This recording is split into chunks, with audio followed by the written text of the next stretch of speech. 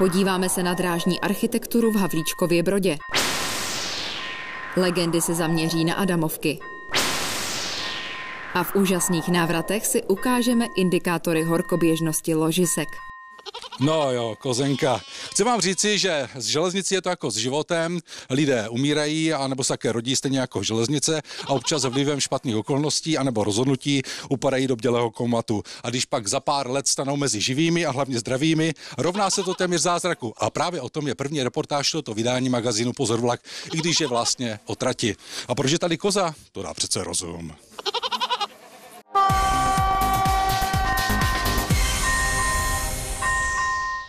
V posledních 3-4 letech se sváděl tuhý boj.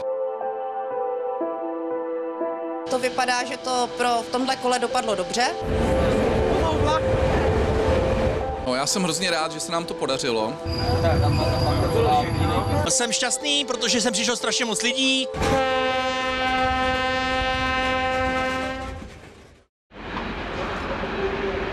O čem to naši respondenti hovořili, vysvětlíme, i když to mnozí z vás už bezesporu vědí. Je sobota 26. března a na probouzející se pražské Holešovické nádraží přijel protokolární rychlík KŽC železniční doprava, aby po chvíli vyrazil za příznivci železnice do Děčína u příležitosti obnovení železničního provozu na části takzvané Kozí dráhy, tedy v úseku Děčín-Telnice. V posledních 3-4 letech se sváděl tuhý boj o rekonstrukci a opravu dráhy, která má značný turistický potenciál. Podařilo se za minulé vlády v letech 2020-2021 došlo k tomu, že byly investovány nemalé finanční prostředky do obnovy dráhy. No, já jsem hrozně rád, že se nám to podařilo, protože Centrální komise Ministerstva dopravy o tom po dlouhých diskuzích rozhodla v létě minulého roku. A já jsem rád, že to dopadlo navzdory všem škarohlídům a všem těm, kteří tomu házeli průběžně klacky pod nohy. To, že po příjezdu do Děčína bude na nádraží čekat řada příznivců Kozí dráhy, se předpokládalo.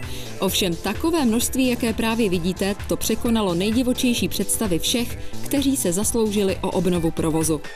Není divu, že se všichni do prvního vlaku z Děčína do Telnice prostě nevešli.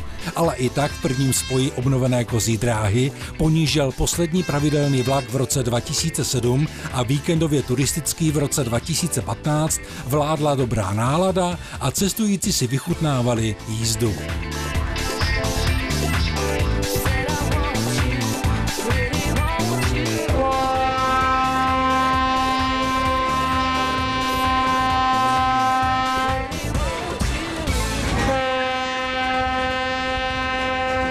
Přejeme krásný den, ať žije Kozí dráha! Slava! Slava! Slava! Před 11 hodinou jsme přivítali první historický vláček. Byl plný k prasknutí, ba co víc, nevešel se pošťák, ani průvodčí nemohl chodit.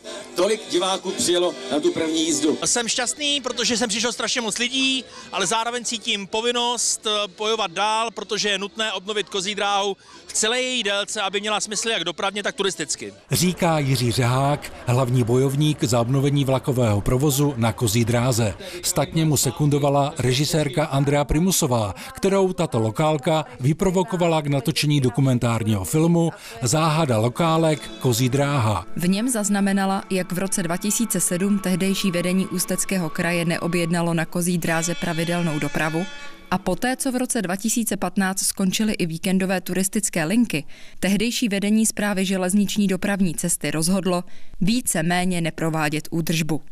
A pak šlo vše od 10 k 5. Vlastně skoro k 0. Na podzim roku 2015 spadlo na trať nedaleko Děčína několik kamenů. Chybí mě tady ta dráha. A víc lidem, nejenom nám. Takhle vlastně podobně vypadá celá trať až do Děčína. A je to vlastně všechno jenom dílo nějakých prostě vyšších zájmů, který prostě z nějakého neznámého důvodu chtějí prostě tu Kozinu za každou cenu zlikvidovat. Samozřejmě jsou pořád dva tábory. Jeden tábor samozřejmě chce dál obnovit Kozí dráhu, druhý tábor, který chce tu cyklostezku. Myslím si, že v současné době by ta Kozí dráha jako taková se měla zachovat v té vlakové dopravě. Vždycky v dlouhodobém hledisku ta údržba, my tomu říkáme provozu schopnost té tratě, je zkrátka dražší než, řeknu, jednorázové vybudování cyklostezky téměř bez údržby. Tam je ta úvaha jednoduchá. A až jednou přijdou na to, že by byla dobrá dráha, tak vedle cyklostezky vybudujeme znova železnici, jo? Není lepší vedle železnice vybudovat cyklostezku? Politická vůle je jednoznačná. My tu trať prostě chceme obnovit. Máme proto strašně moc důvodů. To je tady eminentní veřejný zájem od skupiny prostě nadšenců. Je tady i třeba zástupci některých vlastně členů zastupitelstva.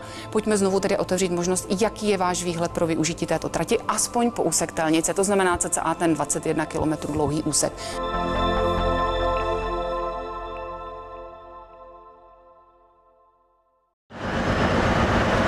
Kozí dráha se nakonec po tlaku podařila rozjezdit jako víkendový podkrušnohorský motoráček T11. Ale protože pouze v úseku Děčín-Telnice, tlak na správce infrastruktury prý bude pokračovat. Uvidíme, co bude dál. Doufejme, že se to podaří opravit aspoň do Krupky, kde teda je lanovka a UNESCO. A dál, to ještě zdaleka příběh nekončí. Chuť na to mám, sílu na to mám, peníze na to nemám, ale ta chuť a síla znamená, že zatlačíme na správu železnic. Pro úplnost opravy úseku Děčín-Telnice přišly správu železnic zatím na 37 milionů korun, ale počítá se s dalšími opravami za dalších zhruba 10 milionů. Pokud by se opravovaly navazující úseky, aby vlak mohl jezdit až do Oldřichova u Duchcova, bylo by potřeba dalších 200 až 300 milionů korun. Uznávám na druhou stranu to, že je to náročné rozhodnutí, protože vždycky je to o ekonomice té trati, vždycky je to o využívání té trati, ale já jsem toho názoru, že bychom lokální tratě měli udržovat, měli bychom je hýčkat, měli bychom si uvědomit to, že to tady někdo vybudoval před námi, že to stálo obrovské úsilí.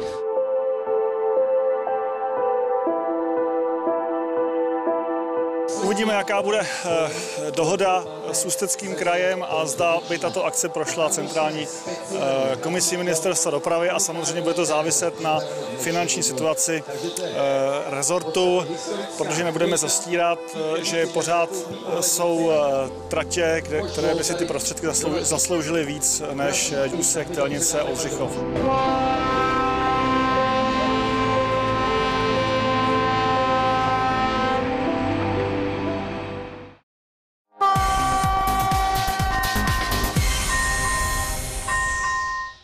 Je tu přehled událostí na železnici. Slevy ve veřejné dopravě pro děti od 6 do 18 let, studenty do 26 let a cestující nad 65 let od 1. dubna klesly z 75% na 50%. Podle vlády se tak ročně ušetří přes 1,8 miliardy korun. Nově se ale do 50% slevy dostali invalidní důchodci s invaliditou 3. stupně. Loňskou srpnovou čelní strážku západního expresu z Mnichova s osobním vlakem u Milovčina do Mažlicku zavinil podle drážní inspekce strojvůdce expresu, který nerespektoval návěst stůj. My jsme v rámci šetření této mimořádné události prověřovali mimo jiné i možnost, zda by mohl být strojvedoucí oslněn sluncem u obou návěstidel, která byla stěžejní pro nehodový děj. Se ukázalo, že jejich poloha nebyla vůči slunci taková, aby mohlo dojít k oslnění strojvedoucího. Prověřovali jsme také viditelnost návěstidel. Ta návěstidla byla viditelná na větší vzdálenost, než je požadována právními předpisy. Při největší železniční nehodě od roku 2008 zemřeli celkem 3 lidé, včetně strojvedoucího expresu, a dalších 56 jich bylo zraněno. Škody dosáhly výše 178 milionů korun. Vlak se 2 bardotkami 749-250 a 008 vypravili v sobotu 26. března České dráhy z Prahy do Střezimíře a zpět jako rozlučku s železničním provozem přes Střezimíř. Aktuálně je zde zavedena až do 30. června výluka, po níž bude provoz převeden na nově postavenou trať Sudoměřice u Tábora Votice. Půjde o jeden z prvních úseků na české železniční infrastruktuře, po němž se bude jezdit rychlostí až 200 km za hodinu. Původní trať bude snesena, kromě krátkého úseku ve Střezimíři, kde chce obec provoznit železniční muzeum s provozem turistických drezín. Televizní magazín Pozor vlak se dostává ke stále většímu počtu diváků. Současný počet zhlédnutí každého dílu, který se pohybuje kolem 200 000 přes všechny platformy, včetně celostátní televize Sport 5, se od března zvyšuje vstupem našeho pořadu na oblíbený portál iDnes TV. Náš magazín nově potěší také návštěvníky Pražského království železnic. Pozor vlak budeme hrát v našem hlavním kinosále v expozici a jakmile bude nový díl uveřejněn, tak samozřejmě současně ho diváci mohou zhlédnout i u nás v expozici Království železnic. Pokud vydržíte až do konce pořadu, můžete si zasoutěžit o volné vstupy do Království železnic, které od 1. dubna obnovilo po koronavirových omezeních řádnou otevírací dobu. Přidali jsme příběhy do kolejiště, čili pár dalších nových obyvatel se v kolejišti nachází, ale ten hlavní tahák pro letošní rok bude zpřístupnění dalšího kokpitu, tentokrát to bude vůz metra. Kdy to asi bude? Tak termín je na podzim, ale přesnější datum si zatím necháme pro sebe. A teď si prozradíme výherce za minulou soutěž.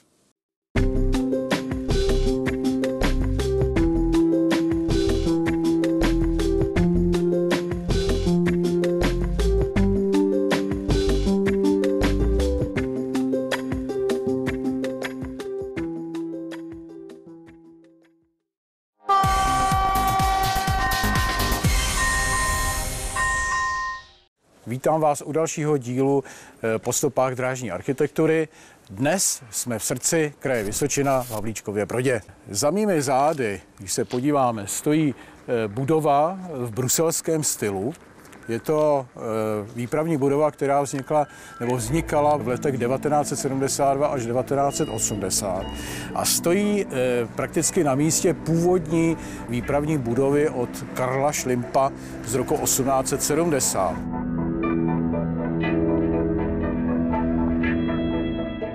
Karl Schlimp je známý především jako autor dnes již neexistujícího nádraží Praha-Těšnov. O jeho výstavbu se zasadila rakouská společnost Rakouské severozápadní dráhy a je to jeden tedy z architektů, kteří se zasazovali opravdu i o ten estetický nebo umělecký věm, což v té době nebylo úplně obvyklé.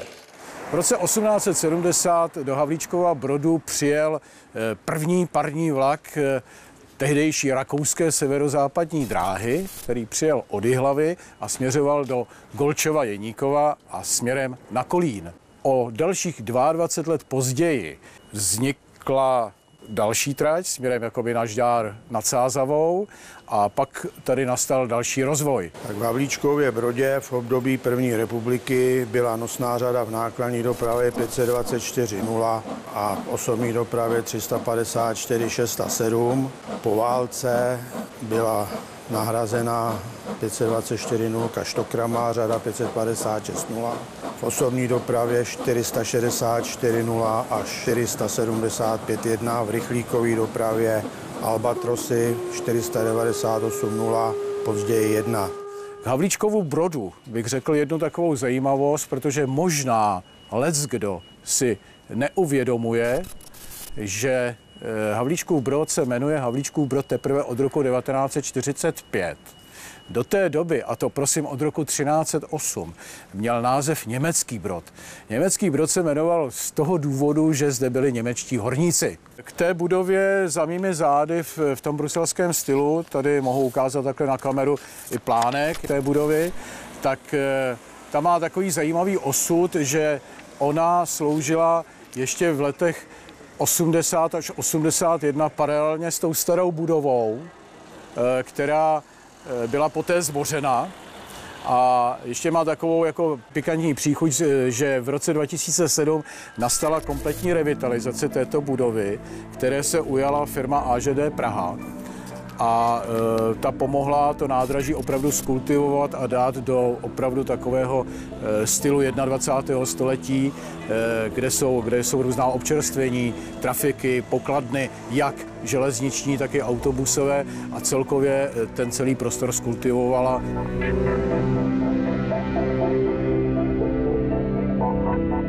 Vlastní nádraží Havlíčkův Brod, původně tedy Brod německý, je uspořádáno v poměrně neobvyklém situačním řešení, které bychom mohli označit jako klínové nebo poloostrovní, kdy vlastní výpravní budova je sevřena z dvou stran vlastně rozbíhajícími se nebo zbíhajícími se kolejišti do značné míry samostatnými. Toto uspořádání bylo zvoleno z důvodu terénní konfigurace, která v místě vybudovaného nádraží byla poměrně složitá. Bylo třeba budovat nebo vytvářet poměrně rozsáhlé zemní práce, navážky, odřezy. Dokonce bylo třeba místní říčku částečně přeložit. To umožnilo, že vlastně výpravní budova byla situována nikoliv rovnoběžně s kolejištěm, ale v podstatě kolmo k oběma těm kolejištím a vytváří s nimi vlastně jakýsi trojúhelník, což bylo velice zvláštní a zajímavé. A toto uspořádání je vlastně ctěno dodnes.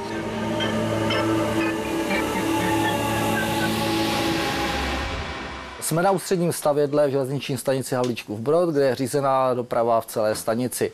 Je to pomocí relevového zabezpečovacího zařízení a odsud je teda řízená doprava v železniční stanici Havlíčkův Brod. Vedle relevového zabezpečovacího zařízení máme nyní úplně nejmodernější zabezpečovací zařízení na trať Havlíčkův Brod Humpolec, která až donedávna byla řízená pomocí zjednodušeného řízení drážní dopravy, to znamená víceméně telefonování mezi dirigujícím dispečerem a strojvedoucím, a nyní je celá trať zmodernizovaná na dálkové řízení jednotlivých dopraven, jsou tam návěstidla, je to vlastně nejvyšší stupeň zabezpečení pro celou trať. Je to řízený dispečerem dálkového řízení pro jednotlivé stanice. Nyní se nacházíme v hale střediska údržby Havlíčkův Brod, kde je prováděna údržba všech vozidel, která jezdí v regionální dopravě v kraji Vysočina i v jiných krajích. Za mnou stojí motorový vůz švýcarské výroby Stadler. Tyto vozidla v počtu 13 kusů zajišťují dopravu v okolí Havlíčkova Brodu, Jihlavy až do Znojma a Slavonic. Dále zde provádíme údržbu Regionov, motorových vozů 810 a osobních vozů služebních a patrových, které zajišťují osobní dopravu na trati Havlíčkův Brod Kolín. Tou zajímavostí tohoto nádraží je jeho poměrně velká velikost. Ta budova je docela rozsáhlá, je to tedy velký dopravní úzel, vlastně největší v kraji Vysočina, ale pro rozměry toho okresního města Havlíčkova Brodu je významná tím, že tedy tvoří vlastně jednu z těch městských dominant. Takže to město je jí velice výrazně oživeno.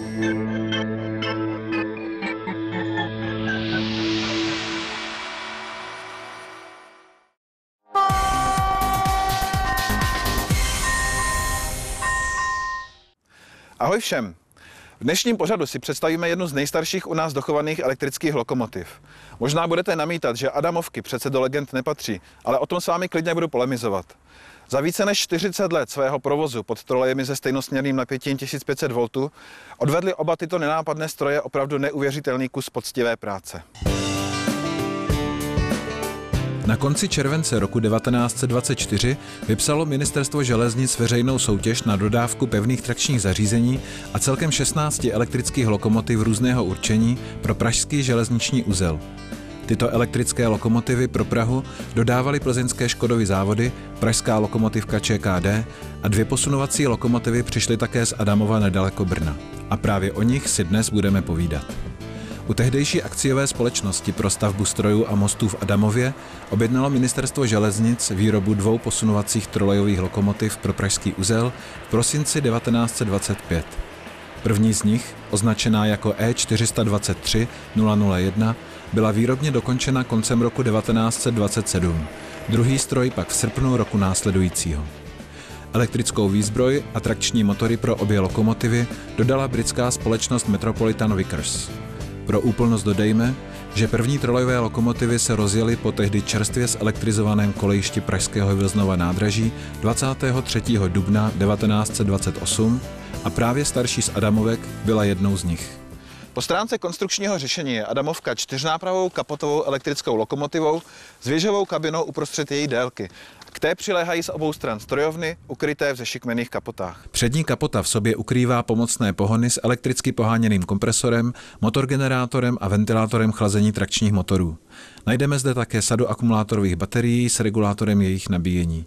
Pod zadní kapotou se nachází vysokonapěťová část elektrické výstroje s odporníky. Celá lokomotiva je na mohutných hnitovaných podvozcích z 25 mm silného plechu uložena prostřednictvím kluznic, přichycených k odpruženým podpěrám na bocích podvozku. Oba podvozky asi o 3/4 metru přesahují délku lokomotivy a tyto přičnívající části, kromě toho, že nesou nárazníky a tažný hák, vytváří také prostorné plošiny pro posunovače. Lokomotiva řady E423-0 je určena pro provoz na stejnosměrný proud o napětí 1500 V, který do lokomotivy vstupuje přes střešní pantografový sběrač, původně typu Westinghouse, ovšem vyrobený v ČKD Praha.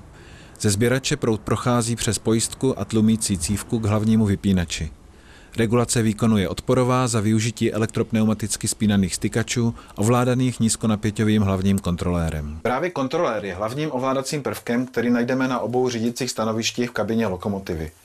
Výkon je možné regulovat pomocí 12 stupňů na sériovém a 11 na paralelním zapojení trakčních motorů.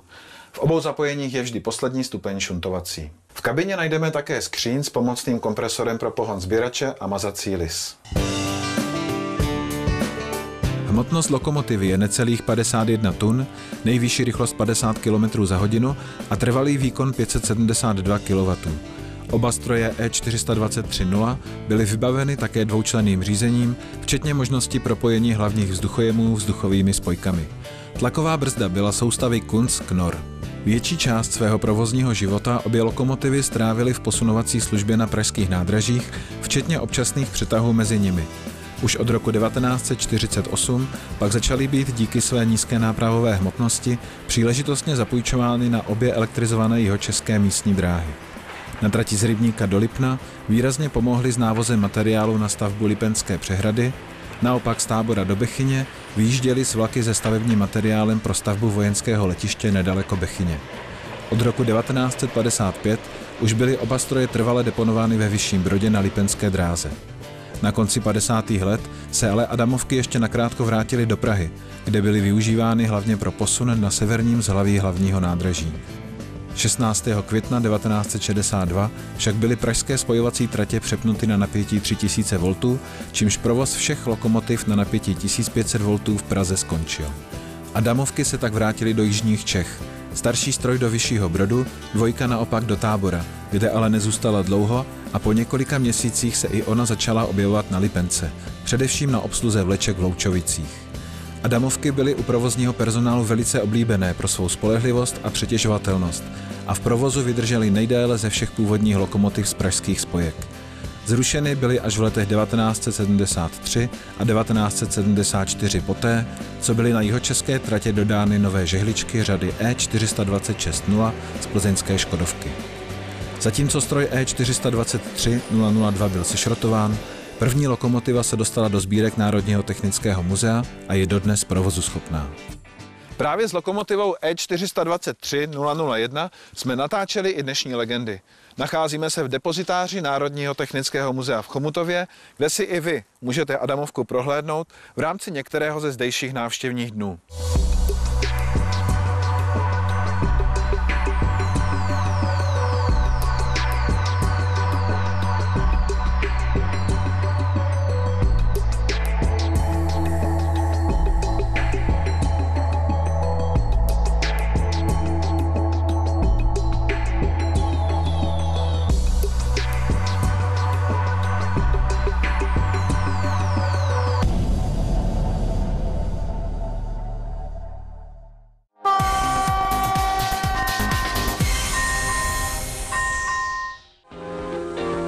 Na železniční dopravu jsou kladeny stále větší nároky na objem i rychlost přepravy osob a nákladů. S tím souvisí zvyšování rychlosti vlaků u motorové i elektrické trakce, projíždění dlouhých traťových úseků bez zastavení a plné vytěžování vozů. To má spolu s technickými závadami ložisek způsobenými buď vadou materiálu, poškozením nebo i nekvalitní údržbou za následek i vzrůst horkoběžnosti ložisek železničních vozů. Na železnici se používala dříve kluzná ložiska. Čep nápravy seděl v ložiskové pánvi, vylévané zvláštní slitinou, a ze spodu byl většinou mazán olejem, který vzlínal do textilního mazacího polštáře, přitlačovaného mazníkem. To celé bylo zapouzdřeno v ložiskovém domku.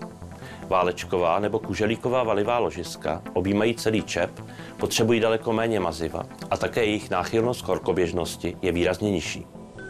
Každý zjištěný horký běh ložiska má za následek narušení plynulosti vlakové dopravy. Dochází k zastavení vlaku, ošetření ložiska nebo častěji k vyřazení vozu z vlaku a následnou opravu ložiska. Není-li horkoběžné ložisko včas zjištěno, může dojít k ukroucení čepu nápravy. Tyto nehody způsobují značné materiálové škody na vozovém parku, železničním svršku, sdělovacím a zabezpečovacím zařízením, včetně narušení nebo úplného vyloučení přepravy s velkými ekonomickými ztrátami.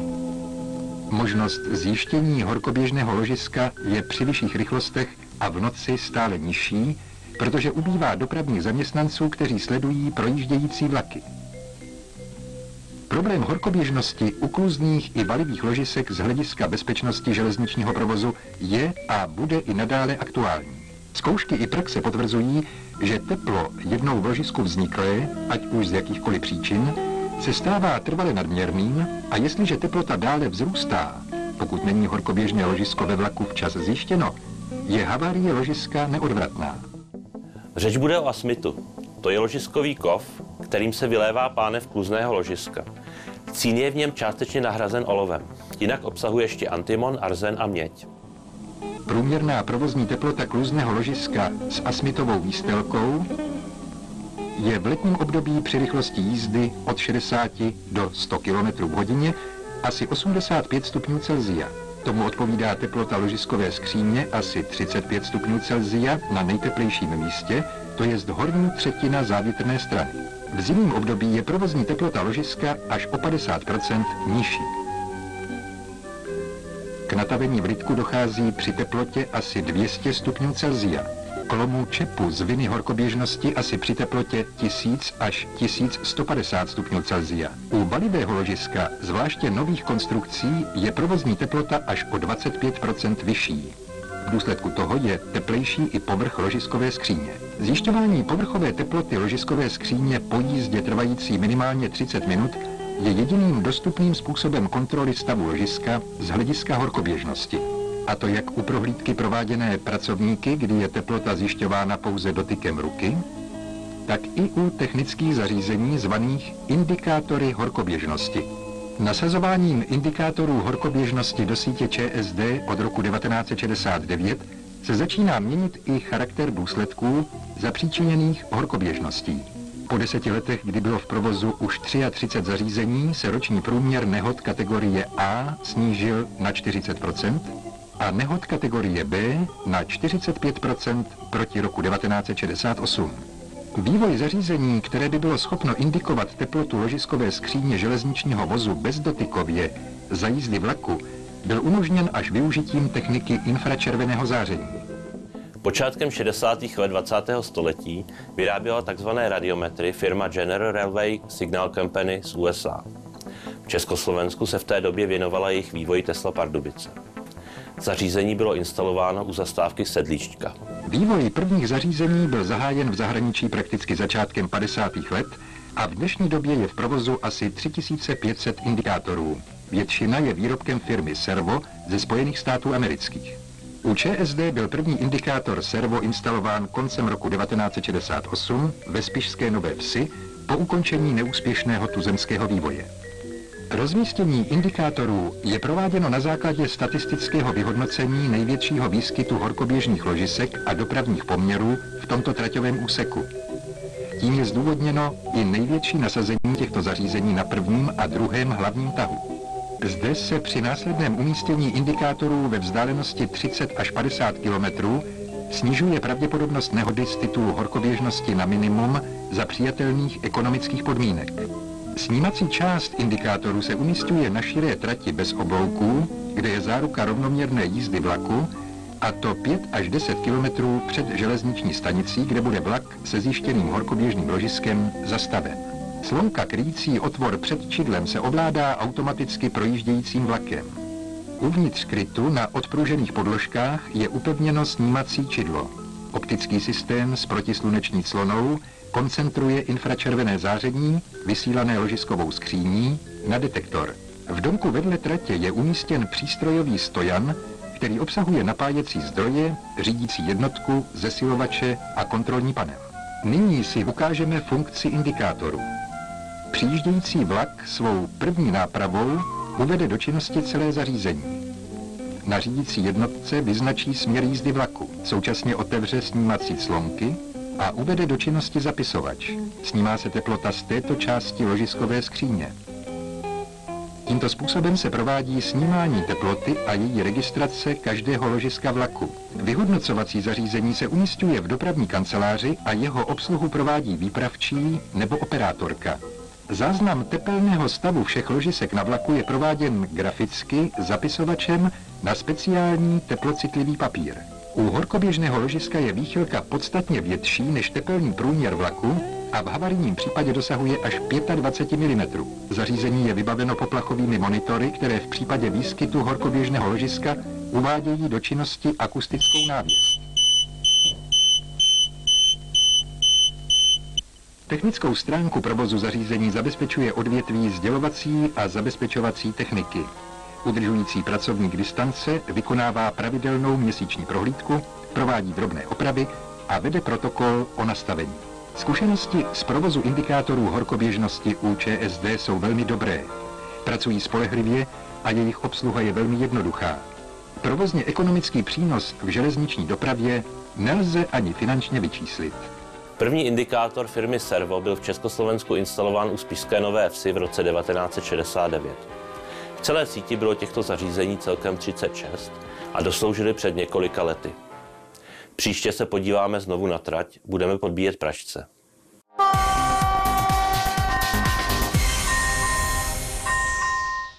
Chcete vidět své fotografie v pořadu Pozor vlak? Pak sledujte naše fotovýzvy na Facebooku.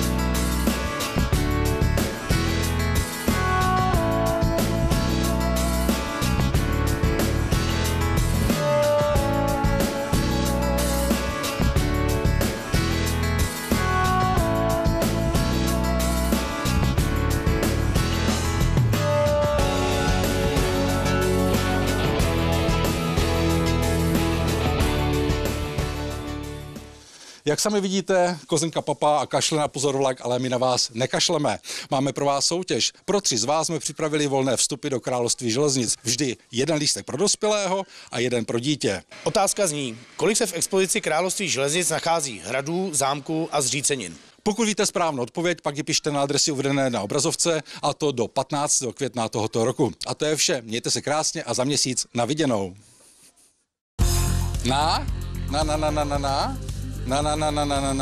Vy ne? To není koza. Toto není koza. Koza, pojď sem! Koza. Koza. Pojď sem. Jak se jmenuješ? Koza. Jak se jmenuje? Pojď sem. Ovce přijdou a koza ne. Koza, potřebujeme tebe. Jsi hlavní hrdinka. Pojď sem. Pojď sem. Na, kozy, na. Tady, dívej.